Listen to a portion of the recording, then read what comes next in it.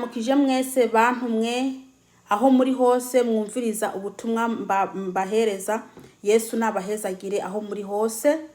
Kwizina banyita Paskasi niryo zina ryanjye. Nkaba nshima Imana ukuntu isuye kungira ubuntu bwo kuvuga ubutumwa bwayo. Dore ubutumwa ngiye gutanga nubw'abakozi b'Imana, nubw'abakozi b'Imana.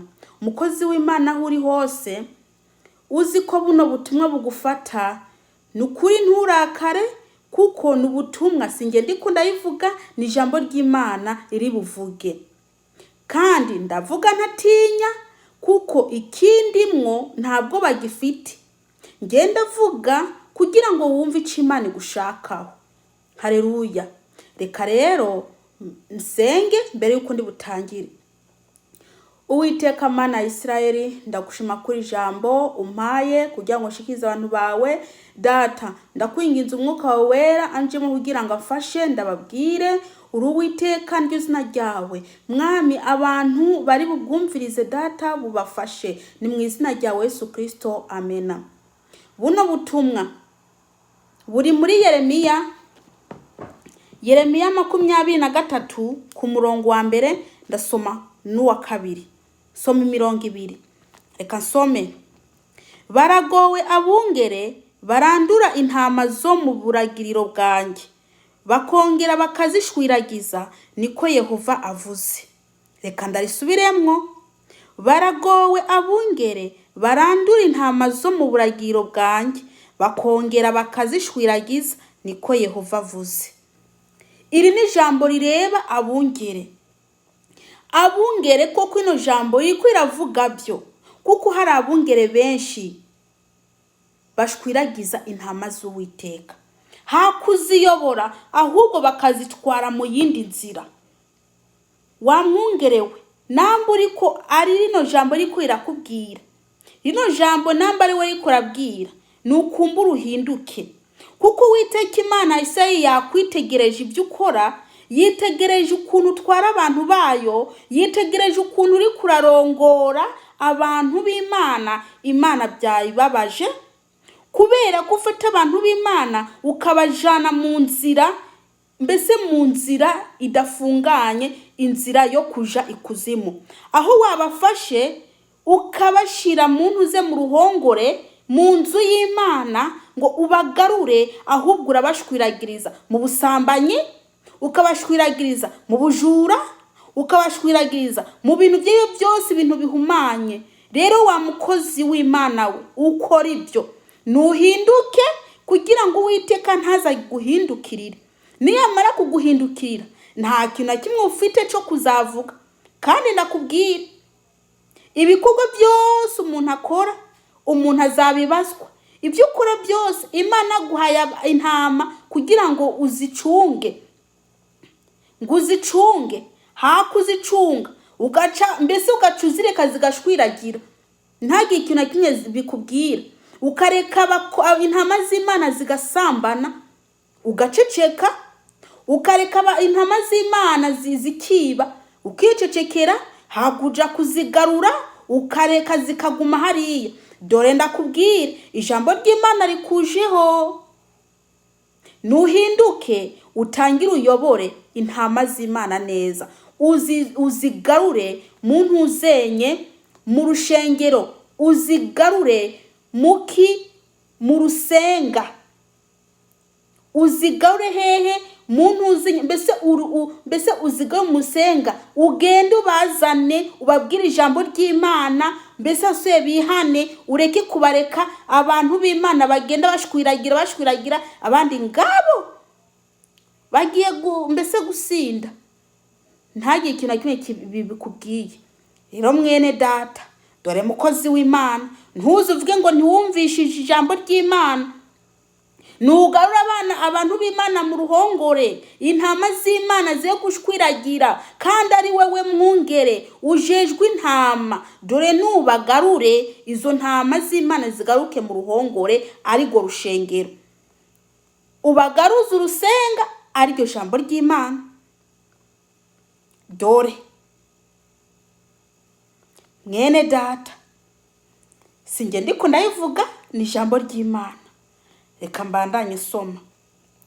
Ibi rero nibyo Yehova Imana ya Isirayeli uvuze: ku bungere baragira abantu banje, ni mwebwe mwasanzaje intama zanje, mwagumye muzishwiragiza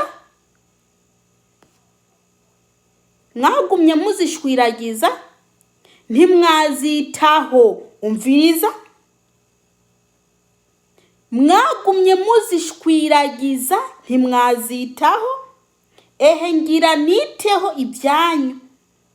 Umviriza, ntuvuge ngo kwitaho ibyanyu ntujye ngo nukuza kugira neza, igiye kwitaho ibyo nyine uri kurakora. Ibyo byo gushwiragiza intama z'Imana nibyo ije kukwitaho rero.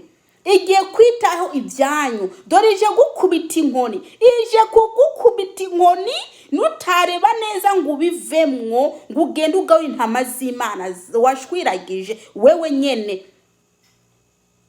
Mwongere niwe ubwigwa, nimba utagiye ngo ugarure intama z'Imana ngo zigaruke mu ruhongore, dore Uwiteka arakuziye. Haleluya. Ehe ngira niteho ibyanyu kubera ububi bw'ibikorwa byanyu, niko Yehova avuze.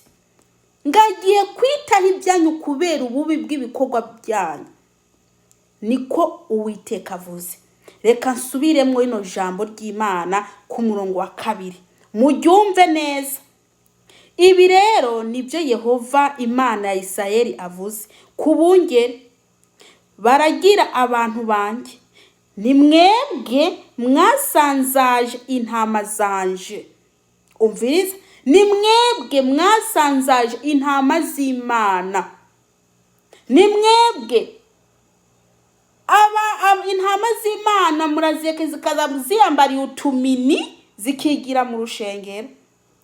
Intama z'Imana murazireka zikinywera, mukazireka kandi muri iki murabungere. Intama z'Imana zaza zikoresha ibyo byose zishakiye mu rushengero, mukazireka zigasangira. Uko kose utubare tukigira mu rushengero, mbese bakikoza ibyo bishakiye, ubwo namwe murahaye naco muvuze. Dore rero bene data, ngo ntimwazitaho, ntago mwigeze muzitaho. Abantu baracikiza, hakugenda kubagarura mukarekera hariya, hakugenda kubagarura. Abantu barasambana mukabarekera hariya, hakugenda kubagarura. Dore ntago mwitaho intama z'Imana. Rero ehe ngira niteho ibyanyu kubera ububi bw'ibikorwa byanyu, niko Yehova avuze. Dore rero Uwiteka araje rero, araje n'uburakari nutahinduka ngo ugende ugawe intama z'Uwiteka ngo zigaruke mu ruhongore, ngo uziteho, ugende ushaka intama yawe yatakariye uyizane uyisubize mu ruhongore. Dore Uwiteka araje rero. Araje kugira ikintu. Mukozi w'Imana, mwongere ni uri kurabwirwa.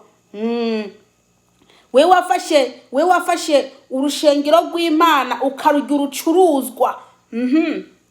Mbese mufata iby'Imana mukabigira urucuruzwa. Ati ngo uyu munsi ngo nkore iki ujya ngo ndonke amafaranga. Mu rushengero rw'Imana intama mukazikora uko mwishakiye.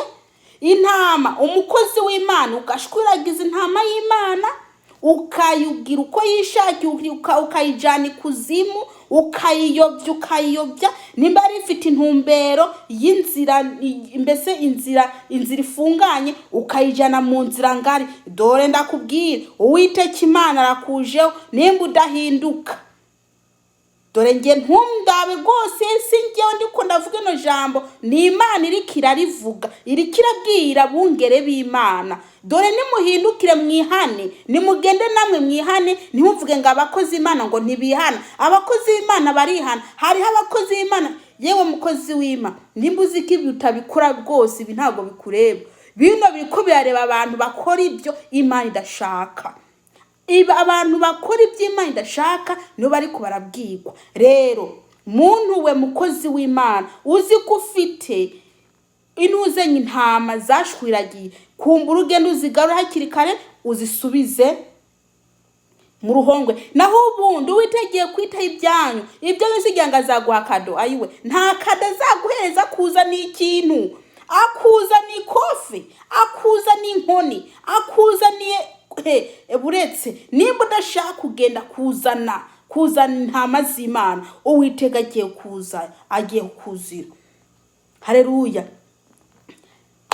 Ndarangije ngaho, Imana ibahezagire.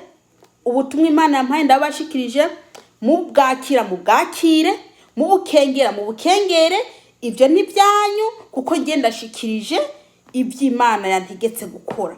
Rero mukozi w'Imana, niwa ndeba ukankengera nakazi kawe, niwa ndeba ibyo ni ibyawe n'Imana. Rero ico ndakubwiye co, ntazina mvuze umukozi w'Imana. Namba rero wewe uri umukozi w'Imana ko ari uri kurabwirwa, nuhinduke. Nge ntazina mvuze, nge nzi ko abakozi Imana ari benshi, nta numwe nadomye ku rutoke, nta numwe nadomye ku rutoke. N'ijambo ry'Imana, Imana ntago yigeze idoma ku rutoke. Yavuze ati abakozi ni benshi. Rero ntabwo avuze ngo kana, ariko Imana abo iri kirabwira irabazi. Rero nuhindukire, wewe uri kurabwirwa, rino jambo rikujeho, wewe wa mukozi w'Imana we, ijambo rikujeho. Yesu abahezagire. Reka nsenge nshima. Uwiteka Mana ya Isirayeli, ndagushima kubutumwa data buno butumwa burakomeye cyane. Ndakwinginze abakozi babari bugumvirize bafashe, ni mu izina rya Yesu Kristo, amen. Yesu abahezagire.